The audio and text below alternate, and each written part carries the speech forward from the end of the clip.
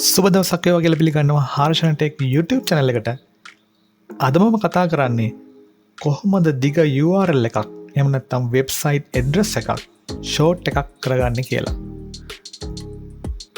ඉතින් ඔයාලට විවිධ අවස්ථාවල URL දෙක ගන්න පුළුවන් වෙලා ඇති ඊටාම දිගින් වැඩි. ඒ වගේම ඒ URL භාවිත කිරීමට අපහසු වෙලත් ඇති. උදාහරණයක් විදිහට ඔයා YouTube channel එකක් කරන කෙනෙක් නම් ඩිස්ක්‍රිප්ෂන් එකේ ඔයාගේ වීඩියෝ එකක URL එකක් සඳහන් කිරීමේදී මේ වගේ ගැටලුවට මුහුණ පාලා ඇති. ඉතින් මේ වීඩියෝවෙන් අවසන් වනතුරු බැලුවොත් ඔයාට ඒ ගැටලුව විසඳ ගන්න පුළුවන්.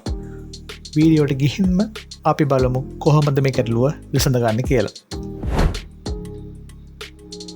මුලින්ම ඔයා වෙබ් බ්‍රවුසර් එක ඕපන් කරගන්න.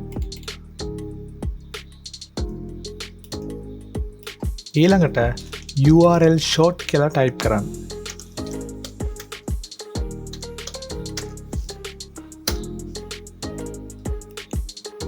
දැන් ඔයාට වෙබ්සයිට් ගණනාවක් පෙන්නනවා.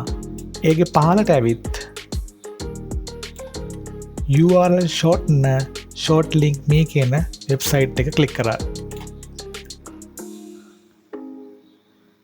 ඊළඟට ඔයාට ෂෝට් කරගන්න අවශ්‍ය වීඩියෝ ලින්ක් එක හරි වෙනම ඕනම ලින්ක් එකක් මේ වගේ කොපි කරගෙන එන්න. ඊළඟට මෙතන පේස්ට් කරන්න. Ctrl V ඔබලා පේස්ට් කරන්නත් පුළුවන්. ඊළඟට shorten කියන බටන් එක ඔබන්න. මේ තියෙන්නේ මගේ අලුත් ෂෝට් කරපු ලින්ක් එක කොපි කරගන්න.